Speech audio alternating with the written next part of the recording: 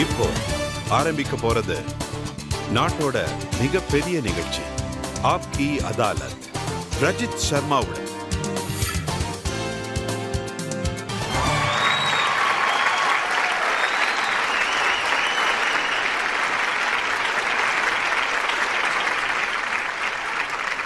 வாங்க இன்னைக்கான வழக்க ஆரம்பிக்கலாம்.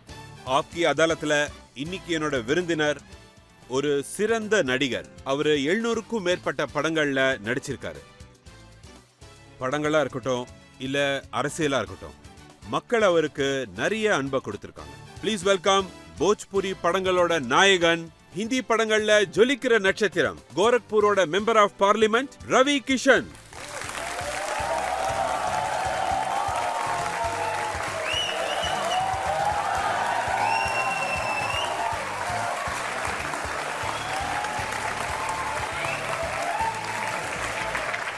எல்லாரும் எப்படி இருக்கீங்க? மக்கள் நீங்க எப்படி இருக்கீங்கன்னு தெரிஞ்சுக்க விரும்புறாங்க. இங்க வந்ததுல முதல்ல சொல்ல போனா ரஜத் சார், உங்களை பார்த்த உடனே இந்த ஷோ ஹிட் ஆனதுக்கு நீங்களும் ஒரு முக்கிய காரணம் சார். சொல்ல போனா நான் பல ஷோஸ் அட்டன் பண்ணியிருக்கேன், ஆனா என்னோட ஹார்ட் பீட் ரொம்ப வேகமா அடிச்சிட்டு இருக்கு. என்னை கூப்பிட்டதுக்கு உங்களுக்கும் மக்களுக்கும் ரொம்ப நன்றி சொல்லணும்னு நினைக்கிறேன். ரொம்ப ரொம்ப நன்றி சார். உங்க கைத்தட்டல நிறுத்த வேண்டாம், ஏன்னா ஆப்கி அதாலத்துல இன்னைக்கான ஜட்ஜா வரவேற்க போறேன். அவர் ஒரு பெரிய பத்திரிகையாளர், பல செலிபிரிட்டிஸையும் பல பிலிம் ஸ்டார்ஸையும் இன்டர்வியூ பண்ணிருக்காரு. எல்லார பத்தியும் தெரிஞ்சவரு. ப்ளீஸ் வெல்கம் சசி சனி.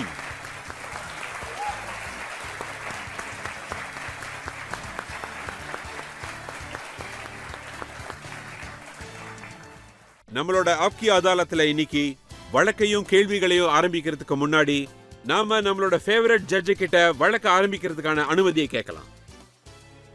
வழக்க ஆரம்பிங்க.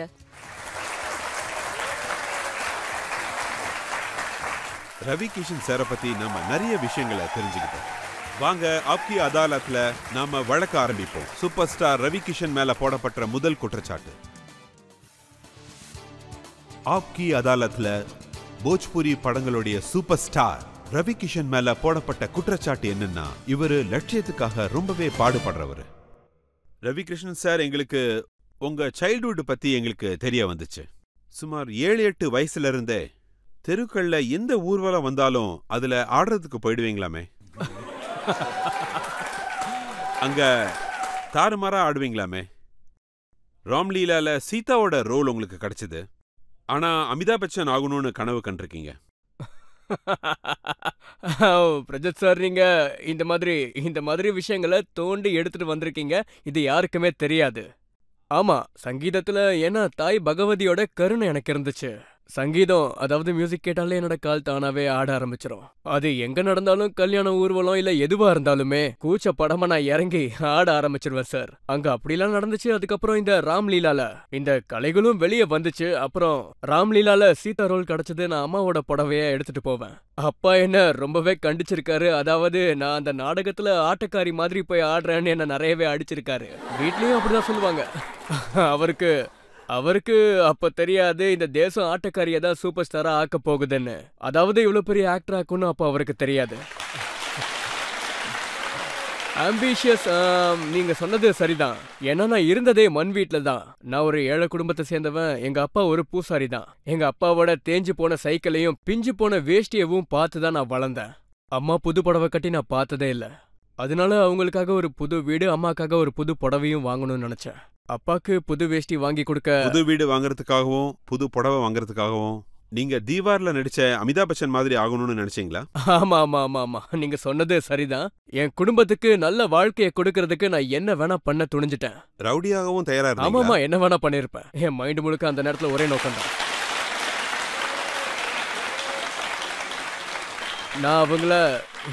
எனக்கு அவங்க மட்டும்தான் கடவுளா தெரிஞ்சாங்க. நான் கடவுளை பார்த்ததில்ல. என்னோட கடவுளை நான் அலங்கரிச்சு பார்க்கணும்னு ஆசைப்பட்டேன். அந்த நிலைமையவும் மாத்தேன். ஆனா இன்னொன்னு நான் கேள்விப்பட்டேன், கோயில நீங்க திருடி இருக்கீங்களாமே? ஆமா ஆமா ஆமா, நான் கடவுளோட குழந்தை. நீங்க பாத்தீங்கன்னா அனுமான் கோயில்ல சனிக்கிழமைகள்ல நிறைய காசெல்லாம் போடுவாங்க. அங்கன்னா கோவில சுத்தி வருவேன். அங்க பாத்தீங்கன்னா காயின்ஸ் எல்லாம் ஒட்டி வச்சிருப்பாங்க. 10 பைசா, 5 பைசா, 20 பைசா எல்லாம் ஒட்டி வச்சிருப்பாங்க.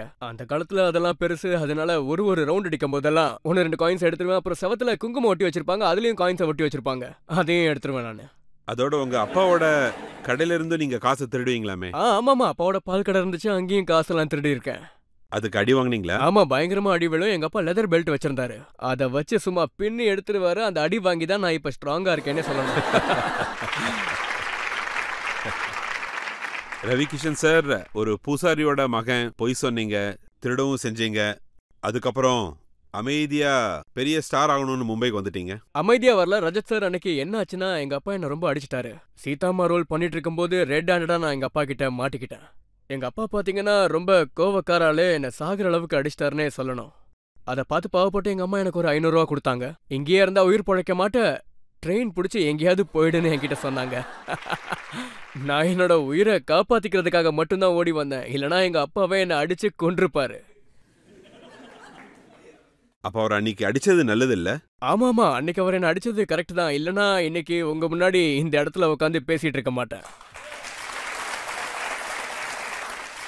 நீங்க முதல்ல மும்பைக்கு போய் சேரும்போது நீங்க மிதுன் சக்கரவர்த்தி மாதிரி ஆகணும்னு நினைச்சீங்களா? ஆமா, சரியா சொன்னீங்க. அப்ப எனக்கு நீளமான முடி இருந்துச்சு. எல்லாரும் நீ பாக்குறதுக்கு அவரை மாதிரியே இருக்கன்னு சொல்லுவாங்க. நான் அப்ப வர கொஞ்சம் சாஞ்சி சாஞ்சி நடப்பேன். என்னன்றத கூட கத்தி தான் கேட்பேன். அப்ப எனக்கு என்ன தோணுச்சுன்னா, நான் அவ்வளவு அழகாலாம் இல்ல. நானும் மிதுன் சக்கரவர்த்தியும் ஒரே எண்ணம்னு நினைச்சேன். அதாவது இவரும் நம்மள மாதிரி தான். ஒருவேளை நம்ம அவருக்கே ஃபேன் ஆயிட்டா எப்படியாவது பொழப்ப ஓட்டிடலான்னு நான் நினைச்சுக்கிட்டு இருந்தேன். வேலை கிடைச்சிடும் நினைச்சேன். அப்புறம் மக்கள் என்னப்படி அவரு உயிரோட இருக்காரு, அவர் ஒரு பெரிய சூப்பர் ஸ்டார், அவரை காப்பி பண்ணா எப்படி வேலை கிடைக்கும், நீ ஏதாவது வித்தியாசமா பண்ணணும்னு எல்லாரும் சொன்னாங்க. மிதுன் சார்னா எனக்கு ரொம்ப பிடிக்கும். இப்பவும் எனக்கு ரொம்ப பிடிக்கும். One of the finest actor we have. Disco Dancer. அது மட்டும் இல்லாம அவரோட எல்லா படத்தையும் நான் பார்த்திருக்கேன். அவருக்கும் இது நல்லாவே தெரியும். நாங்க 2 பேரும் ஒரு நல்ல ஃப்ரெண்ட்ஸா இருந்தோம். நாங்க சேர்ந்து நிறைய படங்கள் பண்ணிருக்கோம். அப்படிதான். அவரை மாதிரி ஒரு ஆக்டரை பார்க்கவே முடியாது. உங்களுக்கு எப்படி ரோல்ஸ் கிடைக்க ஆரம்பிச்சது? அது எப்படி கிடைச்சதுன்னா, இம்ரான் காலித்னு ஒரு டைரக்டர் இருந்தாரு. அவரு ஷெட்டி மாஸ்டர் அப்படின்ற ஒருத்தரோட மகன். அவர் ஒரு பழைய வில்லன். அவரோட மகன் ஹிருதய் ஷெட்டி.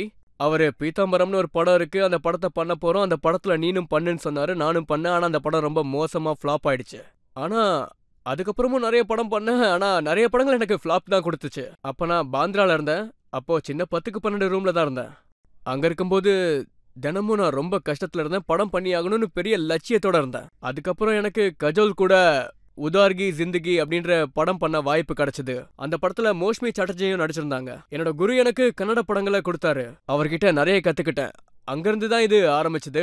அந்த படங்களும் சரியா ஓடல. அதுக்கப்புறம் ஆர்மி படம் ஒண்ணு கிடைச்சது. அதுல ஷாருக் கான், ஸ்ரீதேவி எல்லாம் நடிச்சிருந்தாங்க. அந்த படமும் சரியா ஓடல. அதுக்கப்புறம் மிதுன் சவால் கூட ஒரு படம் நடிச்சேன். இப்போ ரொம்ப ஸ்ட்ரகிள் பண்ணிக்கிட்டு இருந்தேன். ப்ரொடியூசர்ஸும் எனக்கு ஒழுங்கா பணமும் கொடுக்க மாட்டாங்க. அவங்க எப்படி நடந்துப்பாங்கன்னா, காசு கொடுக்க மாட்டாங்க, ஆனா வேலை மட்டும் ஆமா, என்கிட்ட காசு வேணுமா இல்ல வேலை வேணுமான்னு கேட்பாங்க. ஒருவேளை காசு வேணும்னா வேலை கிடையாதுன்னு சொல்லுவாங்க. அப்போ வேலை கொடுங்க, காசு வேணான்னு நான் சொல்லுவேன். டிராவலிங்க்கு மட்டுமாவது பெட்ரோல் கன்வெயன்ஸ் கொடுங்கன்னு நான் கேட்டிருக்கேன். இப்படிதான் நான் என்ன வேணா நடக்கட்டும், ஆனா வேலை மட்டும் கொடுங்கன்னு கேட்டிருக்கேன். ஆனா எப்போ உங்களுக்கு உங்களோட நடிப்பை மக்கள் ஏத்துக்கிட்டாங்கன்னு நீங்க நினைக்கிறீங்க? அத பத்தி நீங்க தெளிவா எங்களுக்கு சொல்ல முடியுமா? சதீஷ் கௌஷிக்னு ஒருத்தர் இருக்காரு. அவர் இப்போ இறந்துட்டாரு. அவர் தான் தேரே நாம்னு ஒரு படத்துக்காக என்ன கூப்பிட்டாரு. உங்க ஷார்ட்லயும் அது வந்துச்சு. அது சல்மான் கானோட படம். அந்த படத்துல பண்டிட் ரோல் நான் பண்ணிருந்தேன். அதுக்காக best supporting actor national award நாமினேஷன்லயும் வந்துச்சு. ஆமா. அதுக்கப்புறம் மக்கள் நான் யாருன்னு தெரிஞ்சுக்க ஆரம்பிச்சாங்க. ஆனாலும் எனக்கு பெருசா வேலை கிடைக்கல. அதுக்கப்புறம் பல படங்கள் நான் நடிச்சிட்டேன். அதுக்கப்புறம் என்ன தோணுச்சுன்னா, நான் ஹிந்தியில எடுபட மாட்டேன்னு. அப்புறம் இங்க நிறைய பேர் இருக்காங்க, எல்லாருமே ஹிந்திக்காரங்க. அப்ப நான் இங்க உண்மையாவே நிறைய கஷ்டங்களை அனுபவிச்சிருக்கேன். மறக்கடிக்கணும் அப்படின்றதுக்காக சுக்லா அப்படின்ற என்னோட சர்நேமையும் நான் எடுத்துட்டேன். அதுக்கப்புறம் நீங்க காஸ்டிங் கவுச் பிரச்சனைகளை ஃபேஸ் பண்ணீங்களாமே? ஆமா ரஜத் சார், அப்பப்போ இந்த மாதிரிலாம் நடக்கும் தானே. ஆனா நான் அங்கிருந்து ஓடிட்டேன், பாதுகாப்பாவும் வந்துட்டேன். அங்க நான் மாட்டிக்கல. ஏன்னா எனக்கு தெரிஞ்ச வரைக்கும் சில விஷயங்களை நியாயமான வழியில தான் பண்ணணும். அப்பா கத்து கொடுத்ததும் எனக்கு அதை மட்டும் தான், நல்ல வழியில போகணும்னு. அப்பதான் முடிவு நல்லபடியா இருக்கும். ஷார்ட் கட்ஸ்ல போக கூடாதுன்னு. என்னோட வாழ்க்கையில நான் ஷார்ட் கட்ஸை பத்தி எப்பவுமே யோசிச்சதே இல்ல. நான் ஷார்ட் கட்ஸ்ல போக கூடாதுன்னு முடிவு பண்ண. நான் டேலண்டட்னு எனக்கு நல்லாவே தெரியும். என் வாழ்க்கையில நடந்தது என்னன்னா, என் ஃப்ரெண்ட்ஸ் எல்லாருமே ஸ்டார் ஆயிட்டாங்க. அக்ஷய்குமார் அந்த டைம் தான் வந்தாரு, அஜய் தேவ்கன் வந்தாரு. 90ஸ்ல என் கூட சில பேர் இருந்தாங்க, அவங்க எல்லாருமே ஸ்டார் ஆயிட்டாங்க. அப்ப எனக்கு ஒரு நாள் வரும்னு நான் நினைச்சேன். சூரியன் கண்டிப்பா ஒரு நாள் எனக்காகவே உதிக்கும்னு நான் நினைச்சேன். நான் ரொம்ப பாசிட்டிவா யோசிக்கிற ஒருத்தன். அது மட்டும் இல்லாம ரஜத் சார் அப்படியே நடந்துச்சு. ஆனா பல பிரச்சனைகளை ஆனா என்ன ஆச்சுன்னு நீங்க முழுசா சொல்லல. அவங்க யாரு?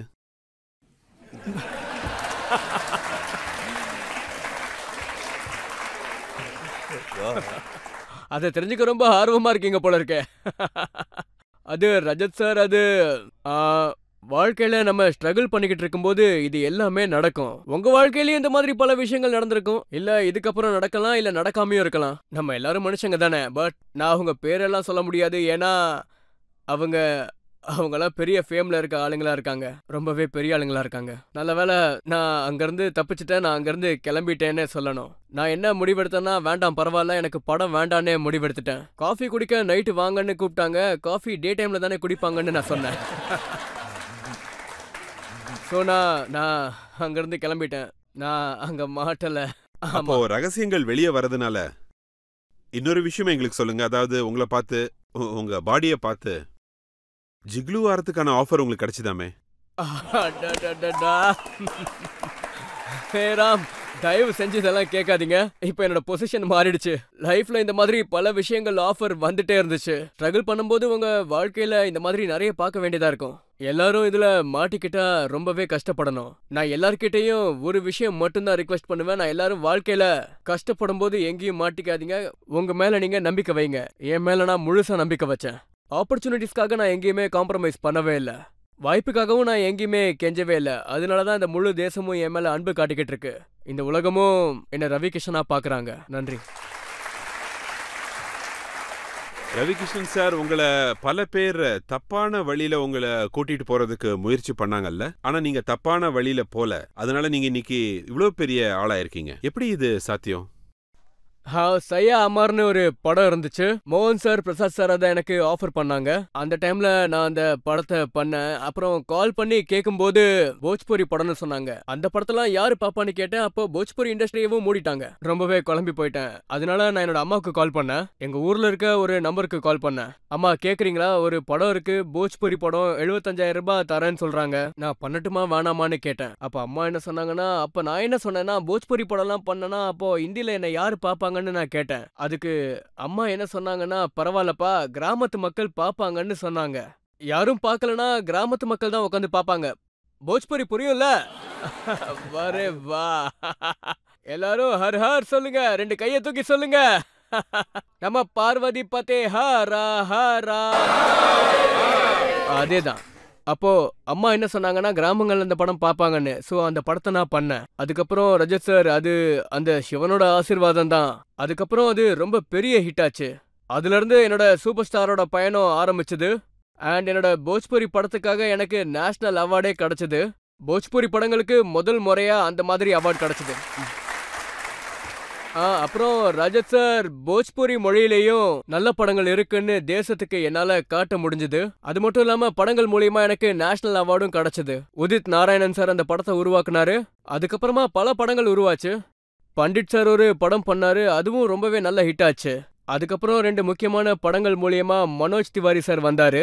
அதுக்கப்புறம் போஜ்பூரி இண்டஸ்ட்ரி பல உயரங்களுக்கு போச்சு. நீங்க எவ்வளவு உயரத்துக்கு போனீங்கன்ற விஷயத்தை நாங்க கிளிப்ஸ்லயே பார்த்தோம்.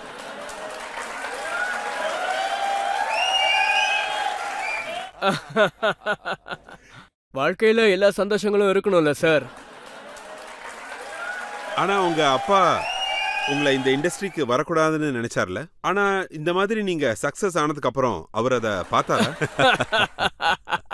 என்னோட வெற்றியை பார்த்ததுக்கு அப்புறம் எங்க அப்பாவோட கஷ்டங்களும் முழுசா போயிடுச்சு. லோன்ல இருந்த வீட்டையும் நாங்க மீட்டுட்டோம். அப்புறம் மண் வீடும் பெரிய பங்களாவாயிடுச்சு. வண்டி வந்துச்சு, நல்ல துணிமணிகள் வந்துச்சு. ஊரெல்லாம் அவரை பார்க்க வந்தாங்க. மரியாதை கிடைச்சது. கடன் எல்லாமே தீந்துருச்சு. தம்பி தங்கச்சி எல்லாருக்குமே கல்யாணம் ஆச்சு. எல்லாருக்குமே வீடுகள் கிடைச்சது. பகலா நான் பட்ட கஷ்டங்களுக்கு எல்லாம் அதுக்கு பதிலா ஒரு பெரிய குடும்பமே செட்டில் ஆயிடுச்சு. நீங்க எப்பவாவது உங்க அப்பாக்கு உங்களோட படங்களை போட்டு காமிச்சிருக்கீங்களா? அதாவது நான் சொல்ற படம் ஜீனா ஏதோ டோக்டால். ஆமா, ஜீனா ஏக்தோ டோக்டால்னு ஒரு படம் இருந்துச்சு. அப்பாக்கு அந்த படத்தை நான் காமிச்சேன். ஆனா அவரு என்னை பார்த்து ரொம்ப ஆச்சரியமாயிட்டாரு. இப்படியே என்னை பார்த்துட்டே இருந்தாரு. அது மட்டும் இல்லாம இவன் என்னோட மகன் தானான்னு எல்லார்கிட்டயும் கேட்டாராம். அவர் என்ன நினைச்சாருன்னா, அவர் ஒரு பூசாரி, அவர் வீட்ல எப்படி இப்படி ஒரு ஹீரோ பிறந்தான்னு நினைச்சிருக்காரு. அவரு அவரு என்ன ஆச்சரியமாவே பார்த்துட்டே இருந்தாரு. கடவுளே வந்து பிறந்திருக்கான்னு நினைச்சாரு. அதுக்கப்புறமா போயிட்டாரு. அவர் என்னோட குரு ரஜித் சார். ஒருவேளை என்னோட வாழ்க்கையில குரு யாராவது அப்படின்னு இருந்தாங்கன்னா, நான் குருன்னு நினைக்கிறது எங்க அப்பாவை மட்டும்தான். அவர் ஒரு பெரிய அறிஞர்னே சொல்லணும். இல்ல அவரு படம் பார்க்கும்போது என்னோட மகன் ரவி ஏன் இவ்வளோ தப்பா பேசுறாருன்னு கேட்டிருக்காரா? அதுல 452 ஹார்ஷ் ஆ. வேர்ட்ஸ். எந்த படம்? 452 ஆமா இருக்கும். சொல்லிருப்பேன் நான் ஏதாச்சும் ஒரு படத்துல. பாருங்க சார், அப்ப நான் அரசியல்வாதியெல்லாம் இல்ல. அப்போ நான் ஒரு ஆர்டிஸ்டா மட்டும்தான் இருந்தேன். அப்போ நான் பண்ணியிருக்கேன். இப்ப நான் அது எல்லாத்தையும் அவாய்ட் பண்ணிட்டு இருக்கேன். இப்ப நான் அதுக்கு பதிலா ஆல்டர்னேட்டிவ் வேர்ட்ஸை யூஸ் பண்ணிக்கிட்டு இருக்கேன். அதுக்கு பதிலா இது. அதுக்கு முன்னாடிலாம் நான் ஒரு ஃபயர்ல தான் இருந்தேன். வாழ்க்கையில வேலை கிடைக்காம நான் ரொம்ப பசியில இருந்தேன். அதனால யாரும் திட்டு, அது பண்ணு இது பண்ணுன்னு எதை சொன்னாலும் சரி, உயிரோட இருக்கணும்னு ஆசைப்பட்டேன். பல பேர் உயிரையும் நான் காப்பாத்த நினைச்சேன். அதனால அவங்க என்ன சொன்னாலும் நான் பண்ணிக்கிட்டு இருந்தேன். ஏன்னா அப்ப என்கிட்ட வேற வழி இல்ல. இப்போ எல்லாமே எனக்கு கிடைச்சிருக்கு. வயசும் ஆயிடுச்சு. பசங்க பெரியவங்களாகிறாங்க. அவங்களுக்கு எல்லாம் புரியுது. ஒரு ஹீரோக்குன்னு முக்கியமான சில கடமைகள் இருக்கு. அத நாம தான் பாத்துக்கணும். சமூகத்துக்கும் பதில் சொல்லி தான் ஆகணும். ஹீரோ அவனுக்குன்னு ஒரு வழியை உண்டாக்கிக்கணும். Hero should not do this, hero should not do that, because he is a hero. ஹீரோக்குன்னு ஒரு பெரிய மரியாதையே இருக்கு. நான் இப்பதான் அதை ரியலைஸ் பண்றேன். அத ரொம்பவே கவனமாவும் தெளிவாவும் கொண்டு போயே ஆகணும். இப்போ பல விஷயங்கள் மாறி போயிருக்கு. நான் இப்போ ரொம்பவே அமைதியா இருக்கேன். வயசாகுதுன்னு சொல்றீங்க, ஆனா உங்களை பார்த்தா அப்படி தெரியலையே. சார், நீங்க இன்னைக்கும் புதுசா மலர்ந்த பூ மாதிரி ஃப்ரெஷ்ஷா இருக்கீங்களே. உங்க இளமையோட ரகசியத்தை நாங்க தெரிஞ்சுக்கலாம்னு ஆசைப்படுறோம். அத பத்தி கொஞ்சம் சொல்லுங்களே. நீங்க ரொம்பவே அழகான கேள்வியை கேட்டிருக்கீங்க. இது முதல் விஷயம், நான் ஒரு வெஜிடேரியன். தினமும் 1.5 மணி நேரம் எக்ஸசைஸ் பண்ணுவேன். நான் ஒரு சிவபக்தன். தவறாம பூஜையும் பண்ணுவேன். கட்டுப்பாடோட இருப்பேன். எல்லாரும் மாதிரியும் உங்ககிட்டயும் கண்டிப்பா ஒரு பிசினஸ் இருக்கும். ஆனா என்கிட்ட எந்த பிசினஸும் இல்ல. நானே ஒரு பிசினஸ் தான். நானே எனக்கு ஒரு இண்டஸ்ட்ரி தான். அதோட பல ப்ரொடியூசர்களோட பல 100 கோடிகள் என் முகத்து மேல டிபெண்ட் பண்ணியிருக்காங்க. கிட்டத்தட்ட 300-400 கோடி செலவுல உருவாகிற படங்கள், வெப் சீரிஸ். நெட்ஃபிளிக்ஸ்ல அக்ஷய்குமார் சார் கூட ஒரு படம் பண்ணிக்கிட்டு இருக்கேன். எல்லாமே பெரிய பெரிய படங்கள். இன்னமும் என் முகத்து மேல 300-400 கோடி கிட்ட இன்வெஸ்ட்மெண்ட் இருக்கு. அதனால நான் ரொம்ப பார்த்து இருக்க வேண்டியதா இருக்கு. ப்ரொடியூசரும் என்னால நஷ்டப்பட்டுற கூடாது. அப்புறம் உங்கள மாதிரி ஃபேன்ஸும் உங்களோட அன்பால என்னை இங்க சேர்த்திருக்கீங்க. அதனால நான் இதெல்லாம் பண்ணியே ஆகணும். நான் ஒரு விஷயம் கேள்விப்பட்டிருக்கேன். அதாவது என்னோட உடம்பு என்னோட ஷோரூம்னு சொல்வீங்களாமே. ஆமா, இது என்னோட ஷோரூம் தான். நீங்களும் எல்லாரும் உங்களோட உடம்ப இப்படியே ஃபிட்டா வச்சுக்கோங்க. எல்லாரும் பார்க்க ரொம்பவே நல்லா இருக்கீங்க. Fitness is very important. வாழ்க்கையில ஹெல்த் தான் முக்கியம். காசு வரும் போகும், எல்லாமே வரும் போகும். ஆனா ஹெல்த் தான் ரொம்பவே முக்கியம். இப்ப நாம ஒரு பிரேக் எடுத்தே ஆகணும். ரஜத் சாரை பாராட்டியே ஆகணும். அவருக்காக கையும் தட்டியே ஆகணும். ஒரு பிரேக் எடுத்துக்கலாம். பிரேக் அப்புறம் ஆப்கி அதாலத்ல சூப்பர் ஸ்டார் ரவி கிஷனோட வழக்கையும் கேள்விகளையும் நம்ம தொடரலாம். இங்க பாருங்க, இன்னைக்கு முழு நாட்டுக்கு முன்னாடி இந்த ரவி கிஷன் இந்த பாட்டுக்காக காதை புடிச்சு மன்னிப்பு கேட்டுக்கிறேன்.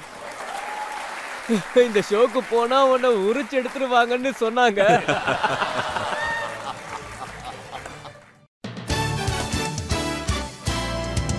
Welcome back. ஆப்கி அதாலத்ல இன்னைக்கு நம்மளோட விருந்தினர் போஜ்புரி பிலிமோட சூப்பர் ஸ்டார் ரவி கிஷன். ஆப்கி அதாலத்ல அடுத்த குற்றச்சாட்டு. ஆப்கி அதாலத்ல போஜ்புரி படங்களோட சூப்பர் ஸ்டார் ரவி கிஷன் மேல போடப்பட்ட குற்றச்சாட்டு என்னன்னா, இவர் ஒரு play boy hero. Ravi Kishan sir, உங்களோட போஜ்புரி படங்கள் ஹிட்டா இருக்கு. நீங்களும் சூப்பர் ஸ்டார் ஆயிட்டீங்க. ஆனா ஒவ்வொரு படத்திலையும் புது புது ஹீரோயின். அவங்க யாராருன்னு சொல்லுவா? நக்மா, ரம்பா, பாகேஸ்வரி, ராணி சட்டர்ஜி, மோனாலிசா, பிரதீக்ஷா, நேஹா திவாரி, பாக்கி ஹெகடே, அஞ்சுன்னா சிங், சங்கீதா திவாரி. இவங்க எல்லாரையும் எங்க இருந்து தேடி கண்டுபிடிக்கிறீங்க? ஏன்னா ரஜத் சார், நான் தினமும் 3 ஷிஃப்ட்ல ஷூட்டிங் பண்ணிக்கிட்டு இருந்தேன். ஒரு நாள்லயே 3 படம் இல்லைன்னா 5 படங்களோட ஷூட்டிங் போய்கிட்டு இருக்கோம். ரொம்பவே பிஸியா இருந்தேன். கிட்டத்தட்ட 17 படங்கள் ஒரு வருஷத்துக்கு என்னோட படங்கள் ரிலீஸ் ஆச்சுன்னே சொல்லணும். 17 படங்கள். அதனால என்னோட ஃபேன்ஸும் நான் புது புது ரோல்ஸ் பண்ணணும்னு ஆசைப்பட்டாங்க. அது மட்டும் இல்லாம புது புது கதாபாத்திரங்களோட நான் நடிக்கணும்னு ஆசைப்பட்டாங்க. நிறைய ஹீரோயின்ஸ் அந்த டைம்ல வந்தாங்க. அவங்களும் சூப்பர் ஸ்டார்ஸ் ஆயிட்டு இருந்தாங்க. ரொம்பவே பிஸியானாங்க. புது புது பொண்ணுங்க வந்தாங்க. 2வது முறையா இண்டஸ்ட்ரியை உருவாக்குறதுக்கு, அடுத்த கட்டத்துக்கு கொண்டு போறதுக்கு எனக்கு பல கலைஞர்கள் தேவைப்பட்டாங்க. அதனால நான் புது புது ஆளுங்களை இன்ட்ரோடியூஸ் பண்ணிட்டு இருந்தேன். நிறைய ஹீரோயின்ஸ் இருப்பாங்க, நிறைய ஹீரோஸ் இருப்பாங்க. நிறைய பேர் இருந்தா இண்டஸ்ட்ரி பெருசாகும். பல பேருக்கு வேலையும் கிடைக்கும்னு நினைச்சேன். அதனால நான் பல புது புது பொண்ணுங்களை இன்ட்ரோடியூஸ் பண்ணிட்டு இருந்தேன். அவங்கள ட்ரெயின் பண்ணிட்டு இருந்தேன். அவங்க கிட்ட நான் ஒரு விஷயத்தை மட்டும் ரொம்பவே உறுதியா சொன்னேன். எல்லாரும் யூனிக்கா பெர்ஃபார்ம் பண்ணியே ஆகணும்னு. அது ரொம்ப முக்கியமானது. போஜ்புரி படத்துக்கு தேவானந்த், ஒவ்வொரு படத்துக்கும் புது ஹீரோயின்.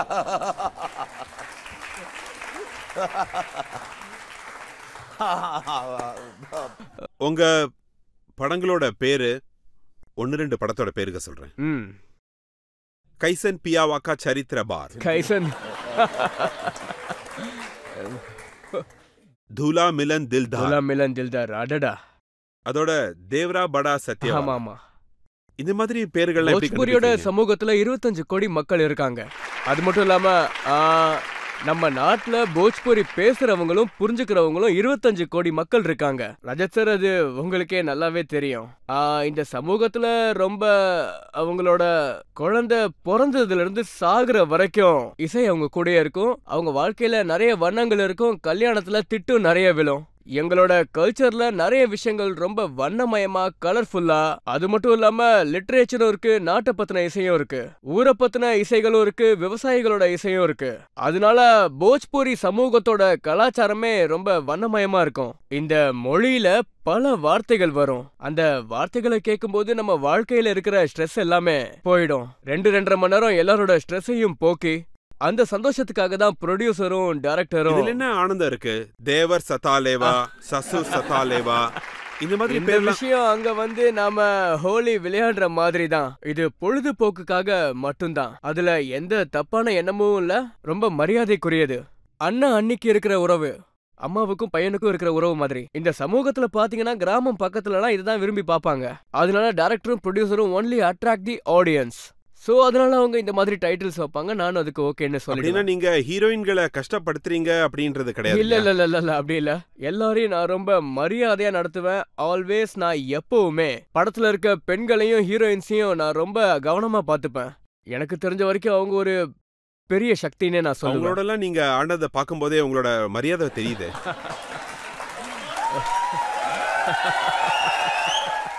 அப்புறம் ஒரு படத்துல பஜ்பூர் ஜவானி மே தல்வார் செலி பஸ் மர்ஜி ஹமார் செலின்னு சொல்லிருக்கீங்க.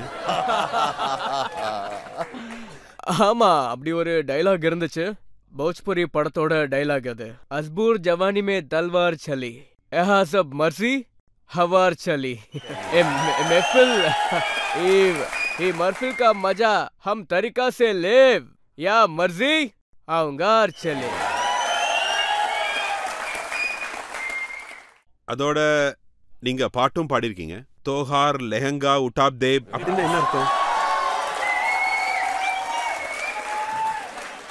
இங்க பாருங்க, இன்னைக்கு முழு நாட்டுக்கு முன்னாடி இந்த ரவி கிஷன் இந்த பாட்டுக்காக காதை புடிச்சு மன்னிப்பு கேட்டுக்கிறேன்.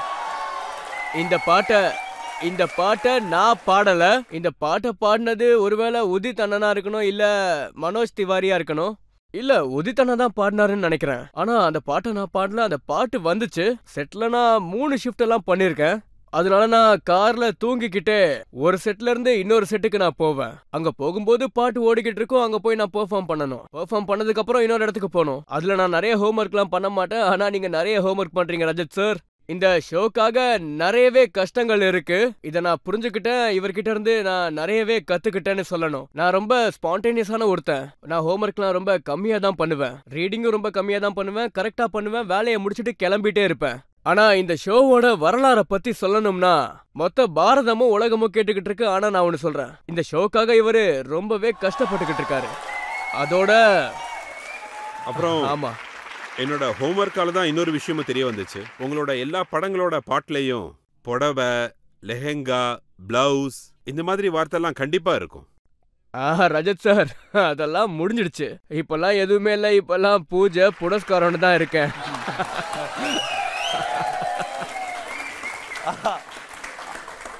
எல்லாரோட வாழ்க்கையிலயும் நிறைய விஷயங்கள் நடந்துகிட்டே இருக்கும். நானும் என்னோட வாழ்க்கையில அந்த மாதிரி ஒரு இடத்துல இருந்தேன். நான் ஒரு நவரசத்தை காட்டுற ஒருத்தன். ஏன்னா நான் ஒரு கலைஞன்.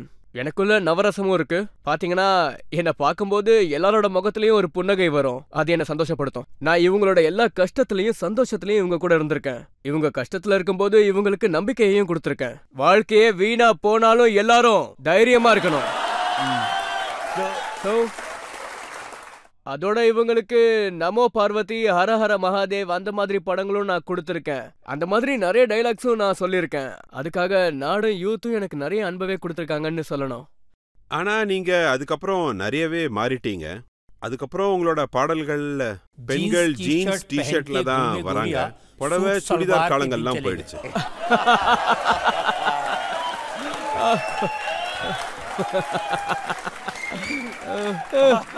இந்த ஷோக்கு போனா உன்னை உரிச்சு எடுத்துருவாங்கன்னு சொன்னாங்க.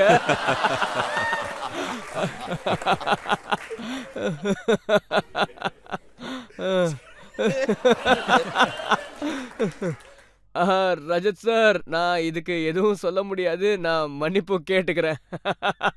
ஒருவேளை நானும் எவ்வளவு விஷயங்களுக்கு தான் மன்னிப்பு கேட்டுட்டே இருப்பீங்க. நிறைய இருக்கு. அதெல்லாம் எல்லாத்த விட ஒரு ஹீரோயின் கூட நீங்க சர்ச்சையில மாட்டினீங்க. ஆனா அவங்க கூட நீங்க 14 படங்கள்ல நடிச்சிருக்கீங்க. நக்மா மேம் கூட உங்களுக்கு அஃபயர் இருந்துச்சாமே? இல்ல இல்ல இல்ல, அப்படியெல்லாம் இல்ல. இல்ல இல்ல, இன்னைக்கு நான் இதை கிளியர் பண்ணணும்னு ஆசைப்படுறேன். ஒருவேளை ஒரு ஹீரோயின் கூட நிறைய படங்கள் பண்ணோம்னா எல்லாரும் அவங்கள அடடா அடடா இன்னொரு படமா 4 படம் ஆயிடுச்சே, அப்ப கண்டிப்பா ஏதாவது இருக்கும்னு நினைக்கிறாங்க. அவங்களுக்குள்ள ஏதோ இருக்குன்னு நினைக்கிறாங்க. மக்கள் எல்லாருமே அந்த படங்கள் பார்க்கும்போது அவங்க பாட்டுக்கு ஒண்ணு யோசிக்கிறாங்க. பிக் பாஸ் வீட்ல கூட பக்கத்து வீட்டை எட்டி பாக்குறது, பக்கத்து வீட்ல இருக்கவங்களோட கதையை கேட்கறது ரொம்ப சந்தோஷத்தை கொடுக்கும். அது உண்மையோ இல்லையோ, இவ்வளவு படங்கள் ஒன்னா பண்றாங்கன்னா அவங்களுக்குள்ள ஏதாவது இருக்கும்னு நினைக்கிறாங்க. அப்படி எல்லாம் ஆனா ஒண்ணுமே இல்ல. நாங்க எதுக்காக படங்கள் பண்ணிட்டு இருந்தோம்னா, ஏன்னா எங்களோட படங்கள் பிளாக் பஸ்டர் ஆயிட்டு இருந்துச்சு. அதனாலதான் எங்களுக்குள்ள இன்னும் நல்ல நட்பு உருவாயிட்டு இருந்துச்சு. அது மட்டும் இல்லாம எல்லாருக்குமே தெரியும் எனக்கு ஏற்கனவே கல்யாணம் ஆயிடுச்சுன்னு. அதோட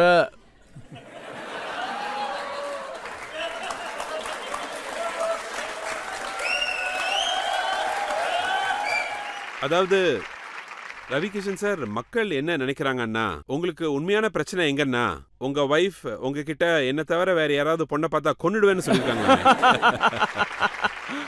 ஆமா சார், நான் என்னோட மனைவி பிரீத்தி சுக்லா, அவங்க மேல எனக்கு ரொம்ப மரியாதையும் இருக்கு. அவங்கள பார்த்தா எனக்கு ரொம்பவும் பயம்னு சொல்லணும். நான் ஏற்கனவே இதை சொல்லியிருக்கேன். அவங்க காலையும் நான் விழுந்திருக்கேன். அவங்க தூங்கிட்டு இருக்கும் போதும் எத்தனையோ முறை. ஏன்னா நான் கஷ்டப்படும் போதுல இருந்து அவ என் கூட இருந்திருக்கா. அதுக்கப்புறம் என்னோட வாழ்க்கையில எனக்கு நிறைய வேலைகள் கிடைக்க ஆரம்பிச்சது. அவ என் வீட்டுக்கு லக்ஷ்மியா வந்தா. கஷ்டத்துலயும் என் கூட இருந்திருக்கா. என்கிட்ட காசும் இல்ல, எதுவுமே இல்ல, அப்பவும் அவ என் கூட இருந்தா. இந்த விஷயம் முழு இண்டஸ்ட்ரிக்குமே நல்லாவே தெரியும். இவன் முழுசா அவன் மனைவி காதல்ல மூழ்கி இருக்கான்னு நல்லாவே தெரியும்.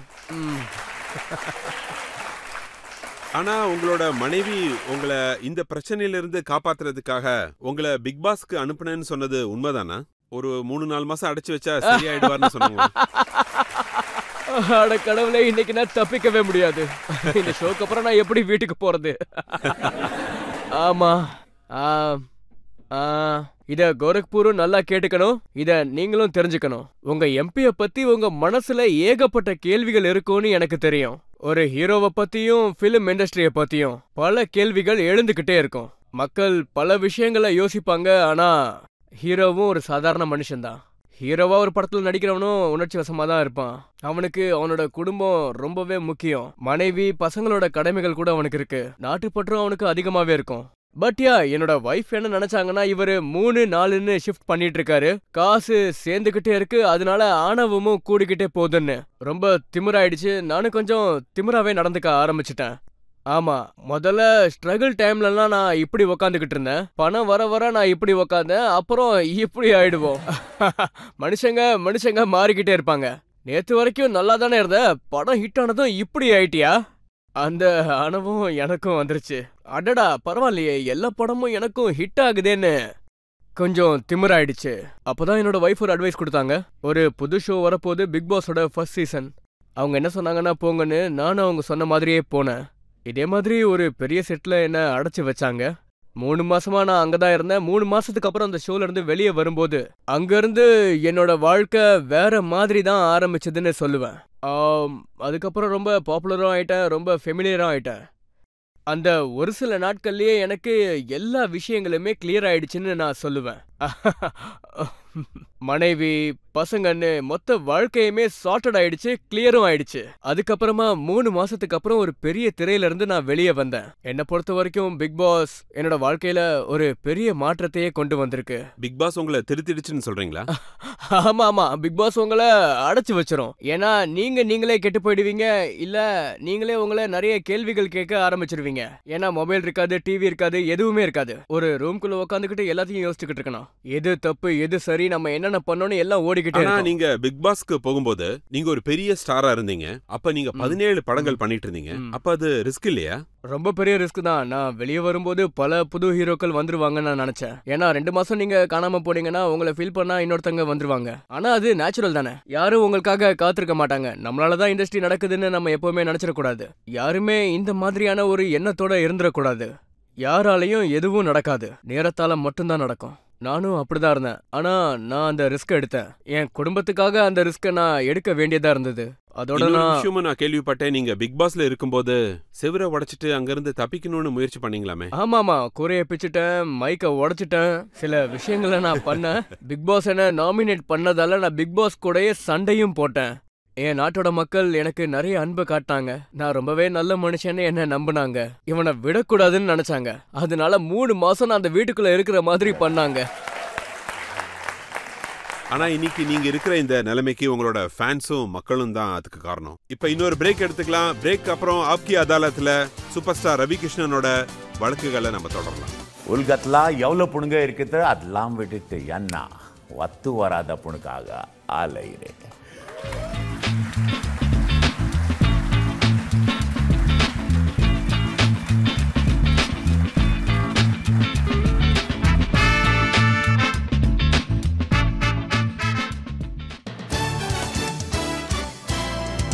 Welcome back. இன்னைக்கு நாம வழக்க நடத்திக்கிட்டு இருக்கிறது போஜ்புரியோட சூப்பர் ஸ்டார் ரவி கிஷனுடன். ஆப்கி அதாலத்ல அடுத்த குற்றச்சாட்டு.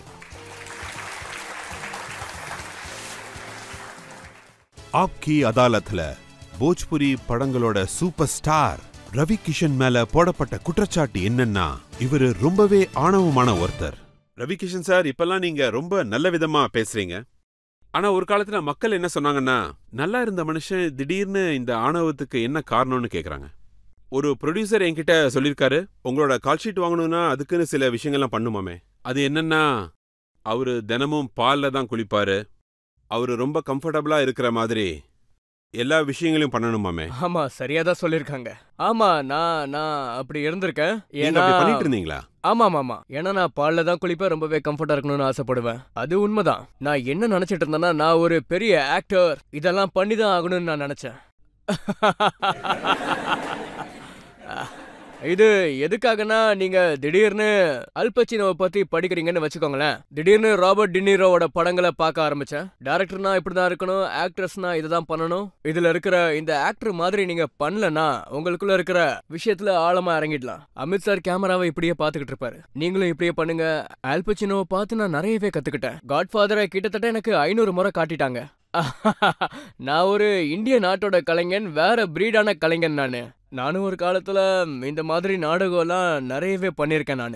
இந்த மாதிரி இருந்தாதான் நமக்குன்னு ஒரு பேர் இருக்கும். உதாரணத்துக்கு ராஜ்குமார் சார் எடுத்துக்கிட்டீங்கன்னா, அவரோட ஒர்க்குக்கும் சோலுக்கும் வித்தியாசமான ஒரு பிரேக் எடுத்துப்பாரு. அவரோட காரோட கண்ணாடியை எடுத்துக்கிட்டு அவரு கையில வச்சுக்கிட்டு இருப்பாரு. ஒவ்வொரு ஆக்டரும் ஒவ்வொரு விதமா வித்தியாசமா இருப்பாங்க. அப்பனா நானும் சரி பால்ல குளிச்சுட்டு போலாம், அப்பதான் ஒரு சர்ச்சை ஏற்படும்னு நான் நினைச்சேன். அதனால கேங்ஸ் ஆஃப் வசேப்பூர்ல என்ன எடுக்கணும்னு நினைக்கும் போது 25 லிட்டர் பால்னா யாரு கொண்டு வருவான்னு விட்டுட்டாங்க. யார் அவரை குளிக்க வைக்கிறதுன்னு சொல்லி அந்த படமே எனக்கு வரல. அது எனக்கு நஷ்டம் தான். அதனால நான் அதெல்லாம் விட்டுட்டேன். இனிஷியலா நான் என்ன நினைச்சேன்னா, அப்பா பால் கடை வச்சிருந்ததுனால நீங்க அதுலதான் குளிப்பீங்கன்னு நினைச்சேன். இல்ல, அது ரஜத் சார். திடீர்னு நம்ம அதிர்ஷ்டத்தால நிறைய வேலைகள் கிடைக்குது. அதுவும் இல்லாம மும்பை ரொம்பவே மோசமான ஒரு இடம். அது உங்களை சொல்ல போனா பைத்தியக்காரனாவே மாத்திடும், முழுசாவே பைத்தியமாக்கிடும். அதனால பல பேர் பைத்தியக்காரங்களாவே மாறிடுறாங்க. எல்லா இடத்துல இருந்தும் காசு வருது, நிறையவே ஃபேமும் கிடைக்குது. எங்க போனாலும் மக்கள் போட்டோ எடுத்துக்கிறாங்க. கொஞ்சம் திமிரும் ஏறதானே செய்யும். நான் இனிஷியல் ஸ்டேஜ்லயே சூப்பர் ஸ்டார் ஆயிட்டேன் சார். எனக்கு கிறுக்கு பிடிச்ச மாதிரி ஆயிடுச்சு. நீங்க சொன்னதுல எந்த தப்பும் இல்ல, நீங்க சரியா தான் சொல்லிருக்கீங்க. ஆனா அதுக்கப்புறம் நான் ரொம்பவே நார்மல் ஆயிட்டேன். பிக் பாஸ் வீட்ல இருந்து வெளியே வரும்போது நான் ரொம்பவே நார்மல் ஆயிட்டேன். உங்களுக்கு பலமுறை சிக்னல் கொடுத்திருக்காரு. அப்ப நீங்க ஒரு தெலுங்கு ஃபிலிம் ஷூட்டிங் பண்ணிட்டு இருந்தீங்க, உங்களோட எலும்பெல்லாம் உடைஞ்சிருச்சு. ஆமா சார், நான் சுப்ரீம்னு ஒரு படம் பண்ணிட்டு இருந்தேன். ஷூட்டிங் நடக்கும்போது நான் ஃபைட் மாஸ்டர் கிட்ட கூட சொன்னேன். படத்துல நிறைய ஆக்ஷன் இருந்துச்சு. ஆக்சுவலி நான் ஆக்ஷன்ல ட்ரெயின்டான ஒரு ஆர்டிஸ்ட். அந்த ஜீப் கண்டிப்பா திரும்பிக்கும்னு நான் சொன்னேன். ஆனா என் பேச்ச கேட்கல, ஜீப்பும் விழுந்துருச்சு. அங்க ஜூனியர் ஃபைட்டர்ஸ் இருந்தாங்க, அவங்கள காப்பாத்துறதுக்காக என்னோட பாடி ரொம்ப ஃபிட்னு நினைச்சு அவங்கள காப்பாத்தலாம்னு நினைச்சேன். ஆனா ஜீப் என்ன கிராஷ் பண்ணிடுச்சு. இப்போட போனட் என் மேல இருந்துச்சு. என்னோட காலர் போன்ஸ் எல்லாமே உடஞ்சு போயிருந்துச்சு. என்னோட கை கால் எல்லாமே உடஞ்சிடுச்சு. என் கதையத்தோட முடிஞ்சிச்சுன்னு நினைச்சேன். இனி எப்படி நடிக்கிறதுன்னு யோசிச்சேன். நான் திரும்பவும் கடவுள், அப்புறம் சுனில் ஷெட்டி என்னோட ஃப்ரெண்ட், அவரு ஃபோன் பண்ணி சொன்னாரு, நீ ஸ்விம்மிங் பூலுக்கு போ, தண்ணியில இருந்தா ரிகவர் ஆயிடுவேன்னாரு.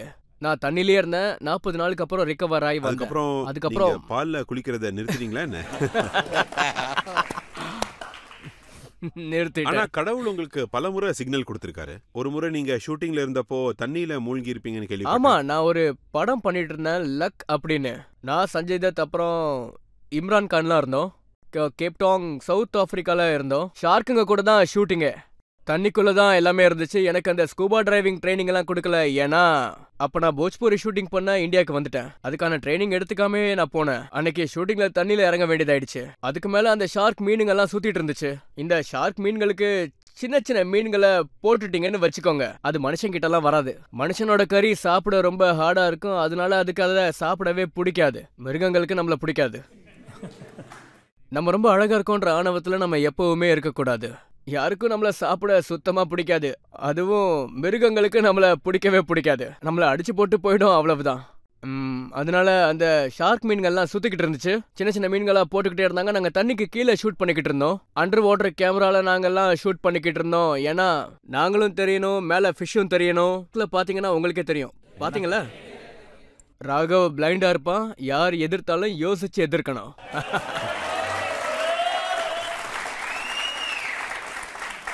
அது மட்டும் இல்லாம குதிரைங்க தான் ரேஸ்ல ஓடும். இந்த ராகவ் ஒரு சிங்கம்.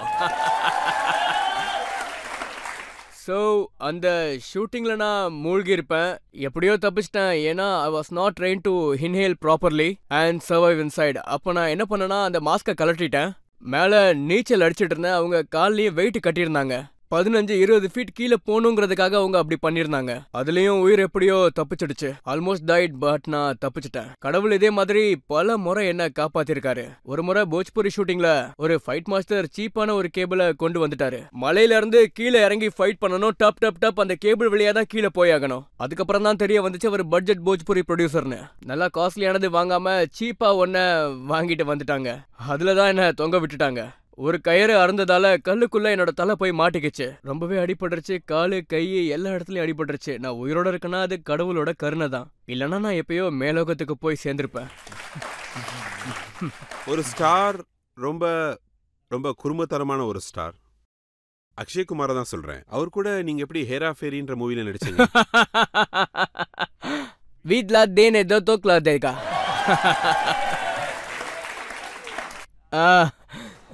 இதான் வாழ்க்கை ரஜத் சார். வர சில படங்கள் நட்புக்காக பண்ணுவோம். சில படங்கள் கட்டாயத்துக்காக பண்ணுவோம். சில நேரங்கள்ல நம்ம emotionally மாட்டிப்போம்.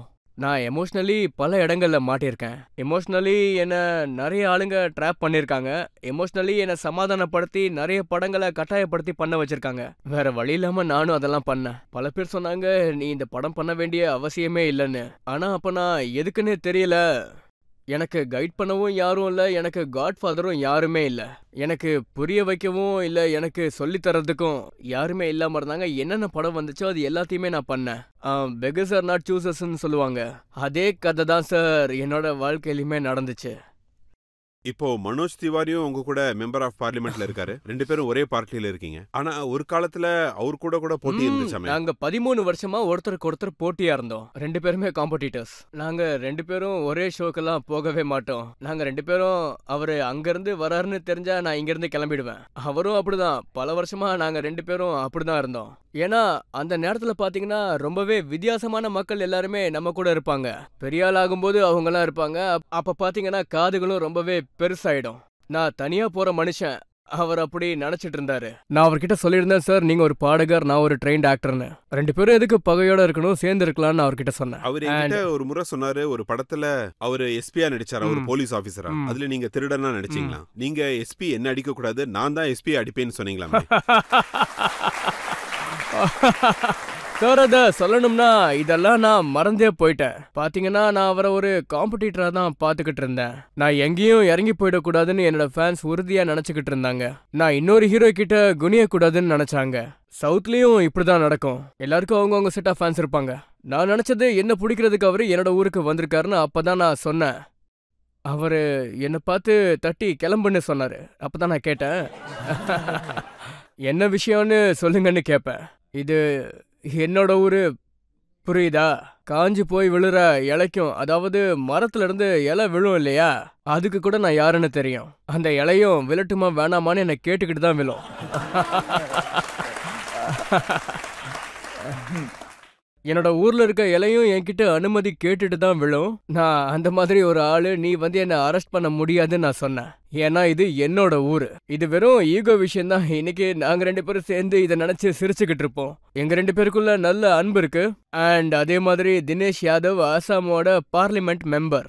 So we are now we love each other. And சில நேரங்கள்ல பாத்தீங்கன்னா நாங்கெல்லாம் ஒன்னா உட்காந்து இதை நினைச்சு சிரிச்சுக்கிட்டு இருப்போம். நான் அங்க இருக்க எல்லாரை விடவும் ரொம்ப பெரியவன். மக்கள்ல யாராவது கேள்வி கேட்கணும்னா இப்ப கேட்கலாம். Hello sir. ஹலோ சார், முதல் விஷயம் நீங்க ரொம்ப கியூட்டா இருக்கீங்க சார்.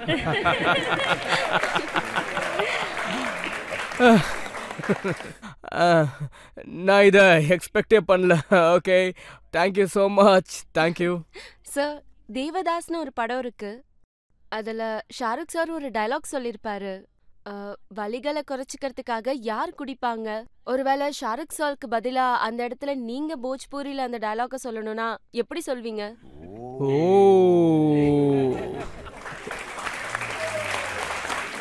போஜ்பூரியில கேட்கணும்னு நினைக்கிறீங்களா? நான் இந்த பிராக்டிஸும் பண்ணவே இல்லையே. சரி, உங்களோட கோரிக்கைக்காக ரஜத் சாரும் இங்க இருக்காரு. ஸோ அவருக்காக கண்டிப்பா பண்ணியே ஆகணும். के बुड़बक बर्दाश्त करे खातिर पियाला है।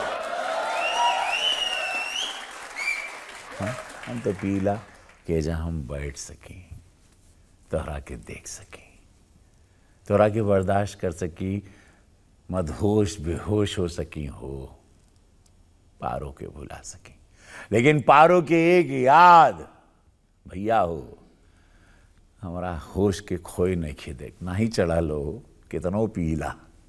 बाबूजी हमरा से कहलन कि गांव छोड़ दा, सब कहलन कि पारो के छोड़ दा, पारो कहले शराब छोड़ दा, आज तू कहताड़ो कि हवेली छोड़ दा। एक दिन हो आई हो तो सब लोग कहिया कि दुनिया छोड़ दा।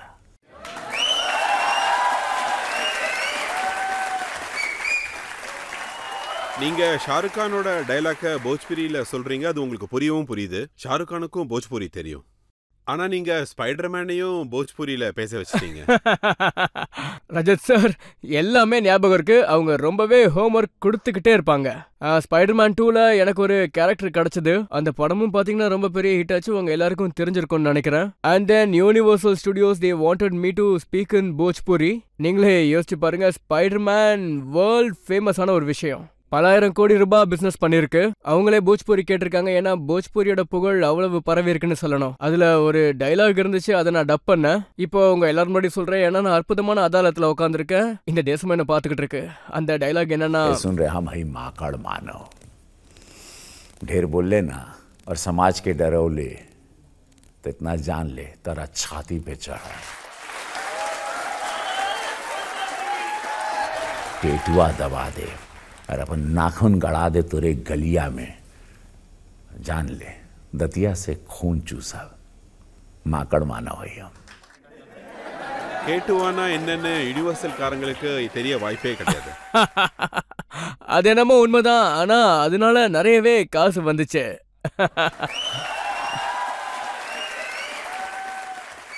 சார், நீங்க தமிழ்லயும் தெலுங்குலயும் நிறைய மூவிஸ் பண்ணிருக்கீங்க. அதுல இருக்கிற டயலாக்ஸ் எல்லாம் நீங்களா சொல்வீங்களா இல்ல டப்பிங் பண்ணுவீங்களா? நானே தான் பேசுவேன். நான் இது வரைக்கும் 22 தெலுங்கு படங்கள் பண்ணியிருக்கேன், 3 தமிழ் படங்கள் பண்ணியிருக்கேன், 5 கன்னட படங்களும் பண்ணியிருக்கேன். சொல்லப்போனா தேசத்தோட எல்லா மொழிகள்லயும் நான் வேலை செஞ்சிருக்கேன். அதோட டைலாக் சொல்றேன், நீங்க எல்லாரும் கேட்கணும்னு நினைக்கிறீங்களா? Yes sir. இது தமிழ் டைலாக். உலகத்துல எவ்வளவு பொண்ணுங்க இருந்தோம், உலகத்துல எவ்வளவு பொண்ணுங்க இருக்குது, அதெல்லாம் விட்டுட்டு ஏன்னா ஒத்து வராத பொண்ணுக்காக அலையிறேன்.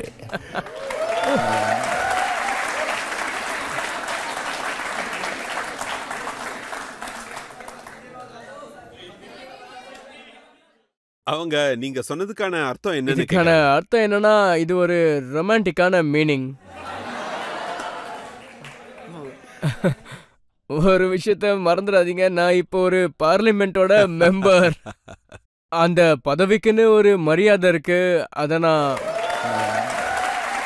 நீங்க சவுத் இந்தியன் படங்கள் பத்தி பேசுனீங்க, சவுத் இந்தியன் டைலாக்ஸ் கூட சொன்னீங்க. நீங்க எப்பயாச்சும் நாட்டு பாட்டுக்கு டான்ஸ் கூட பண்ணிருக்கீங்களா? ரஜத் சார், நான் 700 படங்கள்ல என்னதான் பண்ணல சொல்லுங்க.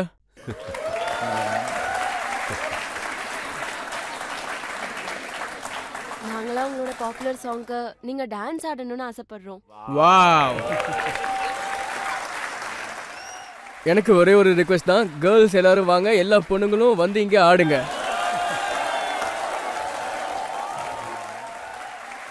ரஜத் சாரை பாத்தீங்கன்னா அவர் ஒரு மெஜிஷியன், அவர் என்ன வேணும்னாலும் பண்ணுவாரு. இன்னைக்கு ஒரு விஷயத்த நல்லா கவனிச்சா, அவர் கிருஷ்ணர் மாதிரி ஒரு சின்ன சிரிப்போட தன்னோட அன்பான சிரிப்பை வச்சு நம்ம கிட்ட எல்லா கேள்விகளையும் கேட்டுருவாரு.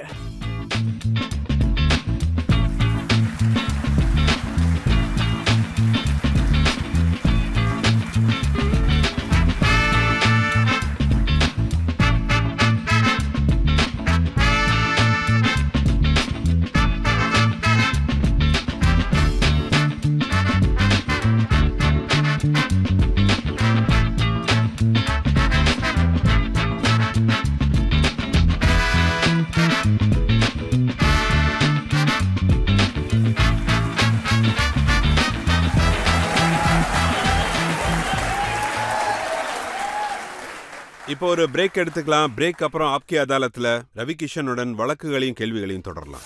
நீங்க ஒரு பில் கொண்டு வந்திருக்கீங்க, அதுவும் மக்கள் தொகை கட்டுப்பாட்டுக்காக, பாப்புலேஷன் கட்டுப்பாட்டுக்காக. உங்களுக்கு எவ்வளவு பசங்க இருக்காங்கிறத நீங்க மறந்துட்டீங்களா? எனக்கு 4 பசங்க இருக்காங்க. நீங்க பண்ணிட்டீங்க, ஆனா மத்தவங்களை கண்ட்ரோல் பண்றீங்க.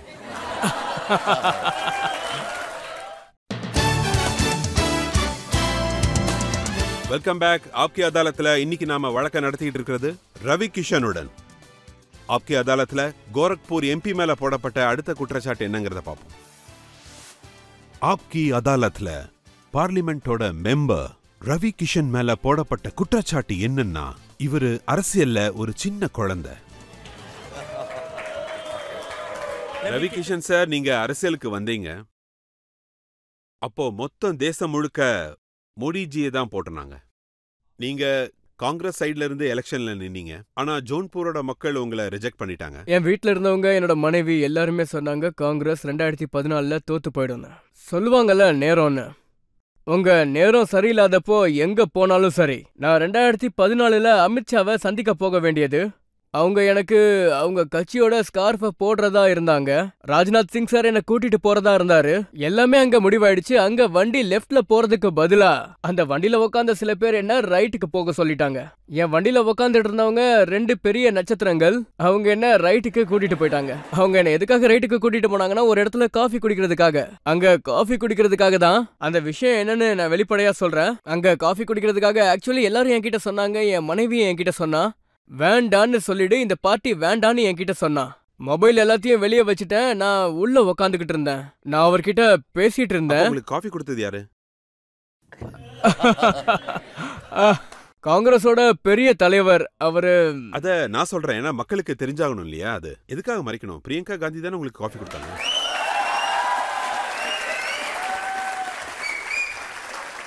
நான் இப்படி சொல்லிக்கிட்டே அப்ப நான் மரியாதையா தலைய இப்படி ஆட்டி வேண்டான்னு சொல்லணும்னு நான் நினைச்சேன். ஆக்சுவலி நான் அங்க போக வேண்டியது, அவங்க கிட்ட நான் வேண்டான்னு சொல்லி தோத்துட்டேன். ஆக்சுவலி ஒரு மனுஷனும் வாழ்க்கையில தப்பு பண்ணுவாங்க, அதே மாதிரி நானும் தப்பு பண்ணேன். பார்த்த வரைக்கும் மனோஜ் திவாரி உங்களை விட புத்திசாலியா இருக்காரு. அவரு முதல் முறையிலேயே 2014 பிஜேபி கூட சேர்ந்துட்டாரு. மனோஜ் ரொம்ப ஸ்மார்ட். அவரு எப்பவுமே அப்படிதான். மனோஜ்க்கு பிரெயின் ரொம்பவே அதிகம். நான் உங்ககிட்ட ஏற்கனவே சொன்னேன்ல, உணர்ச்சி வசப்பட்டா நான் மாட்டிப்பேன்னு. என் வாழ்க்கையில இந்த மாதிரி நிறையவே நடந்திருக்குன்னு சொல்லணும். அதுதான் உண்மை. இந்த கட்சியில சேராம இருந்திருந்தா நீங்க ராகுல் ஜியோட சேர்ந்து யாத்திராக்கு போயிருப்பீங்க.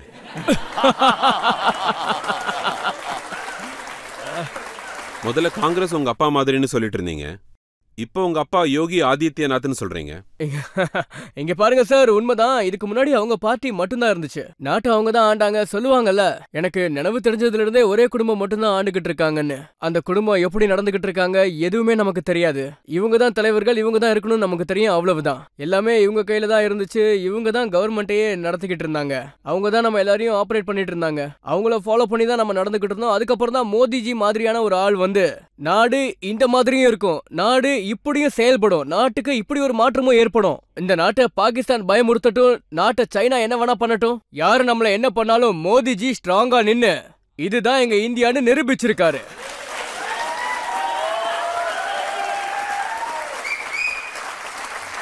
ஆனா சார், யோகிஜி உங்களை கோரக்பூர்ல வச்சு தேர்தல் நடத்தினாரு. கோரக்பூர்ல எப்பவும் தாதுக்கள் சன்னியாசிகள் மட்டும்தானே தேர்தல் நிப்பாங்க. ஏன்னா 40 வருஷமா அவங்க தானே ஜெயிச்சாங்க. மக்கள் இவன் யாரா பாட்டு பாடுறவன் ஆடுறவன் வந்துட்டான்னு கேட்கலையா?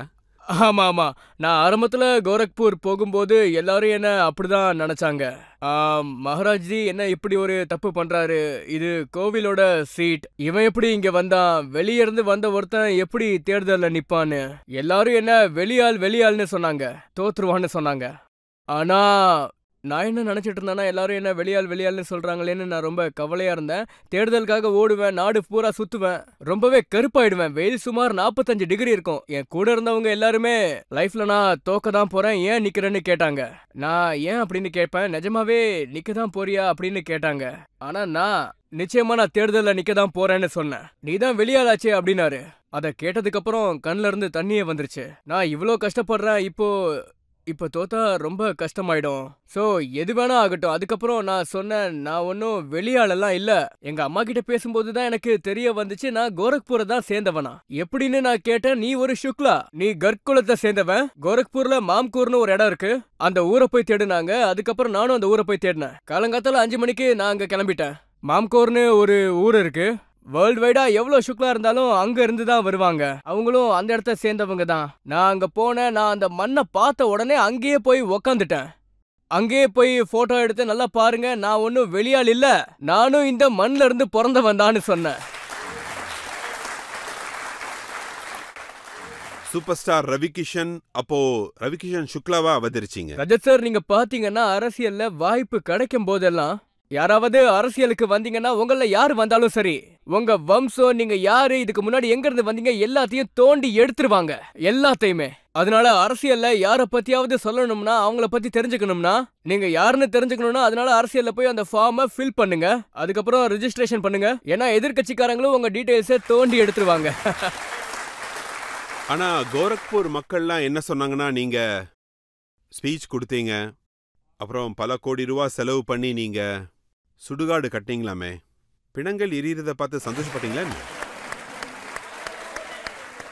இல்ல, அது என்னைக்கோ ஒரு நாள் நடக்க தானே போகுது. அதாவது என்ன ஆச்சுன்னா, இன்னைக்கு நான் வெளிப்படையா சொல்றேன், என்னோட எதிர்கட்சி ஆளுங்க கூட என்ன ட்ரால் பண்ணாங்க.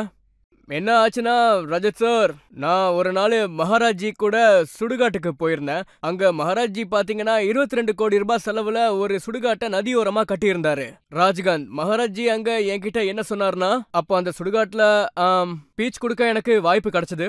சுடுகாட்டுல நான் என்ன ஸ்பீச் கொடுக்கறதுன்னு நான் நினைச்சேன். அப்போ நான் அங்க ரொம்பவே பிளாங்க் ஆயிட்டேன். ஆனா சொல்லிதான் ஆகணும். அங்க நான் சுடுகாட்டுல அப்படியே நின்னுட்டே இருந்தேன். அங்க பார்த்தா மக்கள் எல்லாரும் அப்படியே இருந்தாங்க. எனக்கு ஓட் பண்ணவங்க எல்லாருமே அங்க நின்னுட்டு இருந்தாங்க. அப்ப நான் என்ன சொன்னேன்னா, மகாராஜ்ஜி நிறையவே செலவு பண்ணியிருக்காரு. இந்த நதி மூலியமா உங்களுக்கு என்னென்ன நன்மைகள் நடக்க போகுது, இந்த நதி மூலியமா உங்களுக்கு என்ன ஆகுனா, ஒரு முக்கியமான விஷயம் சொல்றேன் கேளுங்க அப்படின்னு. இங்க யாரு இறந்தாலும் அவங்க நேரா சொர்க்கத்துக்கு தான் போவாங்கன்னு சொன்னேன். மகாராஜி ஒரு புது மெஷினை வாங்கினாரு. அது சொன்னதுக்கான காரணம் என்னன்னா, அந்த ராப்திரி நதியில அந்த தாய் ராப்திரி அங்க பூஜை பண்ணுவாரு. அங்க எந்த அழுக்கும் ஆயிடக்கூடாது, அங்க எந்த கெட்ட விஷயங்களும் நடந்துடக்கூடாதுன்னு. மகாராஜி உங்களுக்காக முழு நல்ல விஷயங்களையும் பண்ணி கொடுத்திருக்காரு. அது மட்டும் இல்லாம நான் ஒரு பிராமணனா இருக்கிறதுனால, என்னோட அப்பா ஒரு பூஜாரியா இருக்கிறதுனால இந்த பாஷையில தான் நாங்க பேசிப்போம். சாவு வாழ்வுன்னு நாங்க பேசிட்டு இருப்போம். சாப்பாட பத்தி பேசும்போது நாங்க சாவை பத்தியும் பேசிக்கிட்டு இருப்போம். அதுதான் எங்களோட மொழியும் கூட. ஆனா மக்கள் எங்களை மன்னிச்சுட்டாங்க. ஆனா நீங்க என்ன சொன்னீங்கன்னா, இங்க பாருங்க, அதாவது என்னன்னா, போஜ்பூரியில சொல்லட்டுமா? போஜ்பூரியில சொல்லட்டுமா? முதல்ல மகாராஜிய பாராட்டியே ஆகணும். ஏன்னா 62 கோடி செலவு பண்ணி இத பண்ணிருக்காங்க. மக்களுக்காகவும் இத பண்ணிருக்காரு.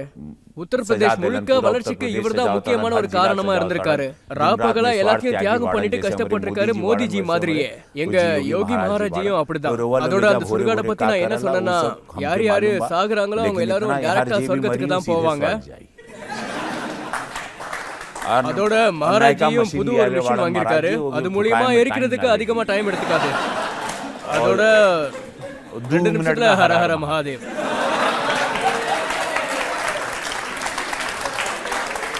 இம்பார்ட்டன்டான விஷயம் என்னன்னா, அந்த இடத்த அசிங்கப்படுத்துறவங்க கண்டிப்பா நரகத்துக்கு தான் போவாங்க. புனிதமா நினைக்கிறவங்க சொர்க்கத்துக்கு போவாங்க. சோ உங்களுக்கு புரியும் நினைக்கிறேன். அந்த இடத்தோட கிளென்லினஸ்க்காக, அந்த இடத்தை பாதுகாக்கிறதுக்காக. இதெல்லாம் நீங்க சொல்லிட்டு இருக்கும்போது யோகிஜி உங்களை பார்த்து விழுந்து விழுந்து சிரிச்சிட்டு இருந்தாராமே, அது என்ன? அவர் இந்த அளவுக்கு சிரிக்கிறத நான் இன்னைக்குமே பார்த்தேன். மகாராஜிய பத்தி சொல்லணும்னா, அவருக்கு போஜ்பூரி ரொம்பவே பிடிக்கும். இன்னொரு விஷயம், இந்த மாதிரி பேசுறது, அதாவது எனக்கு பொலிட்டிக்கலி பேச தெரியாது. ரஜத் சார், அது நான் ஒரு ஆர்டிஸ்ட், நான் இப்படிதான் பேசுவேன். நான் உண்மையா இருக்கிற காரணத்தினாலதான் நாடே என் மேல அன்பை காட்டிக்கிட்டு இருக்காங்க. ஒருவேளை பொய்யா இருந்தாலும் நாட்டு மக்கள் கண்டிப்பா என் மேல அன்பை காட்டவே மாட்டாங்க. ஆனா உங்களை எப்ப பார்க்கும் போதும் நீங்க யோகிஜி காதுல ஏதோ ஒன்னு சொல்லிட்டே இருக்கீங்களே, நீங்க அப்படி அவர்கிட்ட என்ன சொல்லுவீங்க? எப்படி இருக்கீங்க சார், எல்லாம் எப்படி நடந்துட்டு இருக்குன்னு போஜ்பூரியில பேசுவோம். நான் இத முதல் முறையா சொல்றேன். ஆப்கி அதாலத்துல, மக்களோட அதாலத்துல சொல்றேன். நான் அவர்கிட்ட எப்பவும் என்ன பேசணும்னாலும் போஜ்பூரியில மட்டும்தான் பேசுவேன். அது அவருக்கு ரொம்பவே பிடிக்கும். போஜ்பூரி மகாராஜிக்கு ரொம்ப பிடிக்கும். அவர்கிட்ட அவர் புல்டோசர் உங்களுக்கு ரொம்ப பிடிக்கும்னு சொல்வீங்களா? சார், நான் பல இடங்களுக்கு ஷூட்டிங் போயிருக்கேன். நிறையவே போஜ்பூரி படங்கள்ல நடிச்சிருக்கேன். நான் எக்கச்சக்கமான படங்களை பார்த்திருக்கேன். நான் ஜெயில்ல நிறைய பேர் சாகுறத பார்த்திருக்கேன். கொலை பண்றதையும் நான் பார்த்திருக்கேன். கன்ஷாட்டையும் நான் பார்த்திருக்கேன். நான் ஒரு காலத்துல மக்களோட நிறைய வன்முறைகளை பார்த்திருக்கேன். அது மட்டும் இல்லாம நிறைய கொலைகளையும் பார்த்திருக்கேன். நான் 2017க்கு அப்புறம், மகாராஜி வந்ததுக்கு அப்புறம், அவரு சட்டத்தையும் அங்கிருந்த எல்லா சிச்சுவேஷனையும் அவரு கைக்குள்ள கொண்டு வந்தாரு. எல்லாத்தையும் சரியா பண்ணாரு. நீங்க இதுக்கு முன்னாடி பாத்தீங்கன்னா அந்த இடத்துல நிறைய மாஃபியாவை சேர்ந்த ஆட்கள் இருந்தாங்க யூபில. நாங்க படங்கள்லயும் இதே கதையை தான் காட்டுவோம். பயங்கரமான ரைஃபிள் எல்லாத்தையும் யூஸ் பண்ணுவாங்க. இப்ப பாத்தீங்கன்னா யாருக்குமே அந்த தைரியம்லாம் இல்ல.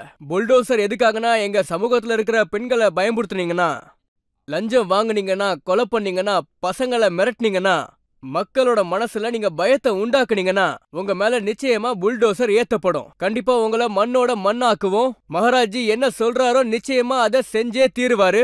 ஒரு விஷயத்த மண்ணாக்குவேன்னு சொன்னாருன்னா நிச்சயமா அதை மண்ணாக்கியே தீருவாரு. அதனாலதான் நீங்க ஒரு டயலாக் சொல்லிருப்பீங்க, எரிஞ்சாதான் நெருப்புன்னு சொல்லுவீங்க. அதனாலதான் நான் சொல்லியிருப்பேன், யாரு எரிய जली को आग कहते हैं, जली को आग कहते हैं, बुझी को राख कहते हैं, और ये राख से बनल बारूद को योगी आदि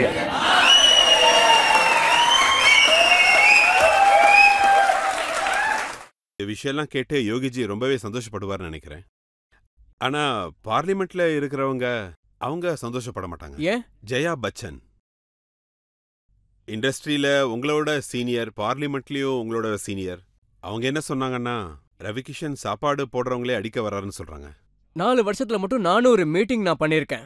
7 பிரைவேட் பில் பாஸ் பண்ணிருக்கேன். ஆனா அவங்க உங்களை பத்தி என்ன சொல்றாங்கன்னா, ஒரு மாதிரியான ஒரு இம்ப்ரெஷன் கிரியேட் பண்றாங்கன்னு. என்னன்னா, மும்பை பிலிம் இண்டஸ்ட்ரியில இருக்கிறவங்க எல்லாருமே ட்ரக் அடிக்ட்ஸ், குடிகாரங்கன்னு சொல்றாங்களே. மேம், நான் சொல்ல வர்றது என்னன்னே கேட்கல. அது மட்டும் இல்லாம நான் அவங்கள அம்மா மாதிரி நினைக்கிறேன். அவங்க காலை தொட்டு கும்பிட்டுருக்கேன், இப்பவும் பண்ணுவேன். நான் என்ன சொல்ல வரேன்னா, அவங்களும் இண்டஸ்ட்ரி மூலியமா தான் இங்க வந்திருக்காங்க. எங்களுக்கு ஆஸ் அ ஹீரோ இங்க நிறைய வேலைகள் இருக்கு, நிறைய பாத்துக்க வேண்டியது இருக்கு. அதோட பஞ்சாப் வழியா வர இம்போர்ட் ஆகிற ட்ரக்ஸ பத்தி நான் பேசிக்கிட்டு இருந்தேன். அதுக்கப்புறம் அவங்க ராஜ்யசபால இருந்து அதுக்காக ஆன்சர் பேக் பண்ணாங்க. இன்னைக்கு நான் இங்க கிளியரா சொல்றேன், ஏன்னா இங்க பல விஷயங்கள் கிளியர் ஆகும். அது அவங்க இத தப்பா நினைச்சிருக்காங்க. நான் வேற ஒரு விஷயத்த சொன்னேன். நான் பாலிவுட்டோட சேர்த்து எதுக்காக இத சொன்னேன்னா, ஹீரோக்கு இங்க பல கடமைகள் இருக்கு. அதோட ரஜத் சார், நான் எதுக்காக இத சொன்னேன்னா, உங்க முன்னாடி சொல்றேன், ஆப்கி அதாலத்ல சொல்றேன், உங்க முன்னாடி, தேசத்துக்கு முன்னாடி சொல்றேன். ஒருவேளை எனக்கு போடுற சாப்பாட்டுல ட்ரக்ஸ் இருந்தா, எனக்கு கொடுக்குற சாப்பாட்டுல தப்பான விஷயங்கள் இருந்துச்சுன்னா, நிச்சயமா சாப்பாடு போடுறவங்களையும் எதிர்த்து நிப்பேன். நீங்க ஒரு பில் கொண்டு வந்திருக்கீங்க, அதுவும் மக்கள் தொகை கட்டுப்பாட்டுக்காக, பாப்புலேஷன் கட்டுப்பாட்டுக்காக. உங்களுக்கு எவ்வளவு பசங்க இருக்காங்கறத நீங்க மறந்துட்டீங்களா? எனக்கு 4 பசங்க இருக்காங்க. நீங்க பண்ணிட்டீங்க, ஆனா மத்தவங்கள கண்ட்ரோல் பண்றீங்க.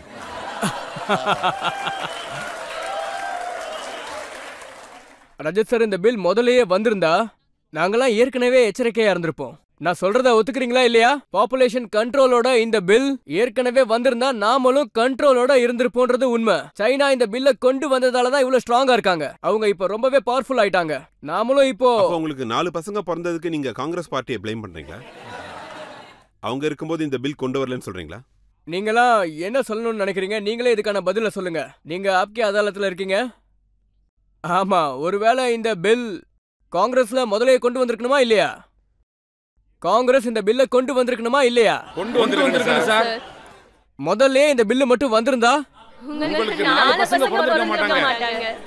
எனக்கு 2 குழந்தை பிறந்திருக்கும். உங்களுக்கு எத்தனை குழந்தை பிறந்திருக்கும்? சார், நீங்க மக்களோட சப்போர்ட்டை வாங்கிட்டு இருக்கீங்க. மக்களுக்கு நான் உங்களை பத்தி ஒரு ஆதாரத்தை காட்டணும்னு நினைக்கிறேன். ஷாருக் கானோட படம் பத்தான்காக பல பிரச்சனைகள் நடந்துச்சு. காவி நிறத்துக்காக ரொம்பவே அந்த படத்தை இழிவுபடுத்தினீங்க. 21 வருஷத்துக்கு முன்னாடி நீங்க காவி நிறத்துக்கு மரியாதை கொடுத்தீங்களா? இல்ல, இத பிரதமர் ரொம்ப தெளிவா சொல்லியிருக்காரு. இந்த மாதிரி விஷயங்களால சாதுக்களோ இல்ல பாரதிய ஜனதா பார்ட்டியோட மக்களோ நீங்க இத கேள்விப்பட்டிருப்பீங்க. அதாவது பத்தானோட ரிலீஸ்க்கு முன்னாடி பிரதமர் மோடிஜியும் ஒரு ஸ்பீச் கொடுத்திருக்காரு. பிரதமரும் யோகிஜியும் மும்பைக்கு போகும்போது அங்கேயும் அவங்க 2 பேரும் சொன்னாங்க, பிலிம் பிசினஸ் ஒரு பெரிய இன்கம், இதனால பல பேருக்கு வேலை வாய்ப்புகள் கிடைக்குதுன்னு. இதையும் நம்ம விவசாயம் மாதிரி பார்க்கணும்னு சொன்னாங்க. சினிமா இண்டஸ்ட்ரிக்காரங்களும் மான மரியாதையோட இருக்கணும்னு சொன்னாங்க. டெஃபினெட்லி தேசத்துக்கு எதிராக இந்த மாதிரியான படங்கள் தயாரிக்க கூடாதுன்னு சொன்னாங்க. இல்லனா கலாச்சாரத்தை பத்தியோ இல்ல மதத்தை பத்தியோ எதிரான விஷயங்கள் இருக்கக்கூடாது. இந்த மாதிரி சின்ன சின்ன விஷயங்களை யோகிஜியும் மோடிஜியும் சேர்ந்து சொல்லியிருக்காங்க. நம்ம எந்த விஷயத்தெல்லாம் பண்ணக்கூடாதுன்னு. இதுல எங்களோட எதிர்கட்சிக்காரங்க இந்த ஹேட் ட்ரெண்ட பண்ணிக்கிட்டு இருக்காங்க. பத்தானோட ஓப்பனிங்கையும் நீங்க பாத்தீங்க, 1000 கோடி பிசினஸையும் நீங்க பாத்தீங்க. அதனால பிஜேபி பாலிவுட்டுக்கோ இல்ல சினிமா இண்டஸ்ட்ரிக்கோ ஆப்போசிட்டா இருந்ததே இல்ல. அப்ப எந்த நேரத்திலயும் பிக்னி போட்டாலும் உங்களுக்கு பிரச்சனை இல்லையா? ஆக்சுவலி இந்த விஷயத்த யாரு பரப்புனாங்கன்னோ எதுக்கு பரப்புனாங்கன்னோ இது வரைக்கும் எங்களுக்கு ஒண்ணுமே புரியல. பாத்தீங்கன்னா நிறத்தால மதத்தையோ இல்ல கலாச்சாரத்தையோ நம்ம சம்பந்தமே படுத்த முடியாது. எங்களோட எதிர்கட்சிக்காரங்க 24லயும் 29லயும் தோக்க போறாங்கன்னு அவங்களுக்கு நல்லாவே தெரிஞ்சிடுச்சு. அதனால சில நேரங்கள்ல அவங்க எங்களோட ட்விட்டர் ஹேண்டலையே ட்ரிக் பண்ணிட்டு அதே மாதிரி ஒரு பேரை வச்சு விளையாடுறாங்க. சொல்ல போனா இந்த ஹேட் ட்ரெண்டிங்ல பல எதிர்கட்சிகள் இதுக்குள்ள விளையாண்டுட்டு இருக்காங்க. நீங்க பாத்தீங்கன்னா சார், இத பிரீஃபா ராகுல் காந்தி என்ன சொல்றாருன்னா, ஜனநாயகத்தை அழிச்சிட்டீங்க, அப்புறம் லண்டன்ல போய் யூரோப் மக்கள் கிட்ட இந்தியாவில் என்ன நடக்குதுன்னு பாருங்கன்னு சொல்றாரு. இதெல்லாம் கேட்கும்போது ரொம்ப கஷ்டமா தான் சார் இருக்கு. ராகுல் காந்தி சார் பிரதமர் மேல பழி போட்டாரு, நிறைய விஷயங்களை தப்பா பேசினாரு. அப்படி தப்பா பேசினதுக்காக அவருக்கு குஜராத் கோர்ட்ல 2 வருஷத்துக்கான தண்டனையும் கிடைச்சிருக்கு. ஏன்னா எல்லா திருடர்களோட பேரும் மோடி தான் சொல்லியிருக்காரு. இதெல்லாம் நடந்ததுக்கு அப்புறமும் அவரை எதுவுமே பண்ணல. நம்ம பிரதமர் அவரை எதுவும் பண்ணல, அது மட்டும் இல்லாம மத்த யாருமே அவரை எதுவும் பண்ணல. ஆனா நாட்டை பத்தி, இந்தியாவை பத்தி, வளர்ச்சி அடைஞ்சிருக்கிற இந்த புது பாரதத்தை பத்தி அந்நிய நாட்டு ஸ்டேஜுக்கு போய் பொய்யா தப்பா சொல்லி அவங்களோட சப்போர்ட்டை கெஞ்சி கேக்குறீங்க. இந்த நாட்டை பிரிக்கணும்னு பாக்குறீங்க. இந்த வெறுப்பான பேச்சு எல்லாத்தையும் நாடு எப்பவுமே சகிச்சுக்காது. அதனால நாமெல்லாம் அவரை மன்னிப்பு கேட்கணும்னு கேட்டுக்கிறோம். 135 கோடி மக்கள் கிட்ட ராகுல்ஜி கண்டிப்பா மன்னிப்பு கேட்டே ஆகணும். கண்டிப்பா மன்னிப்பு கேட்டே ஆகணும். தேசத்துக்கு எதிராக என்ன வேணா பேசிக்கோங்க. தேசத்துக்குள்ள என்னென்ன பேசணுமோ எல்லாத்தையும் பேசுங்க. என்ன வேணும்னாலும் சண்டை போட்டுக்கோங்க. ஆனா வேற நாட்டுல போய் புதுசா உருவாயிருக்கிற இந்த இந்தியாவை பத்தி, மோடிஜி ரெப்ரசன்டேட் பண்ற இந்த இந்தியாவை பத்தி கண்டிப்பா பேசாதீங்கன்னு நான் சொல்றேன். அத வன்மையா கண்டிக்கிறேன்.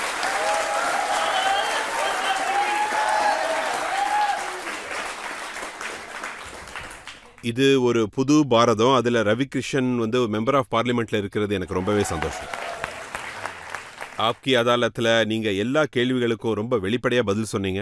எந்த கேள்வியையும் நீங்க மறுக்க முயற்சி பண்ணல. இப்போ ஒரு பிரேக் எடுத்துக்கலாம். பிரேக்குக்கு அப்புறம் ஆப்கி அதாலத்துல இன்னைக்கான ஜட்ஜ் சசி சனியோட தீர்ப்பு என்னங்கிறத நாம கேட்கலாம்.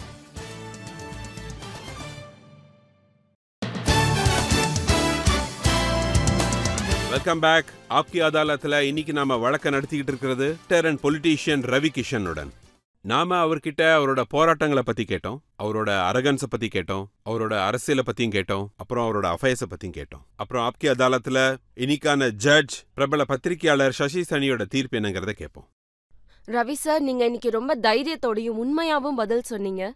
நீங்க எந்த கேள்வியையும் அவாய்ட் பண்ணல. இதுதான் உங்களோட மிகப்பெரிய ஸ்ட்ரென்த்னு நினைக்கிறேன். கோர்ட்ல ஒரு விஷயத்த ரொம்ப ஸ்ட்ராங்கா ப்ரூவ் பண்ணிருக்கீங்க. என்டர்டைன்மெண்ட் உலகத்துல மிகப்பெரிய சூப்பர் ஸ்டார்னு ப்ரூவ் பண்ணிருக்கீங்க. இப்ப இதே விஷயத்த நீங்க நேஷனல் பாலிடிக்ஸ்ல ப்ரூவ் பண்ணணும். உங்களோட ஓட்டர்ஸும் உங்களோட ஃபேன்ஸும் இதே நம்பிக்கையோட தான் இருக்காங்க. நீங்க நேஷனல் லெவல் பாலிடிக்ஸ்ல பெரிய பெரிய உயரங்களை எட்டுவீங்கன்னு நான் நம்புறேன்.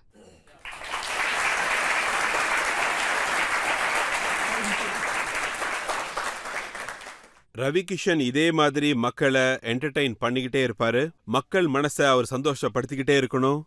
அப்புறம் அரசியல்ல இன்னும் பெரிய உயரங்களுக்கு போவாருங்கிற நம்பிக்கையில இன்னைக்கான வழக்க நாம இத்துடன் முடிக்கிறோம். அடுத்த வழக்குல இன்னொரு விருந்தினருடன் நான் உங்களை சந்திக்கிறேன். அது வரைக்கும் நன்றி, வணக்கம்.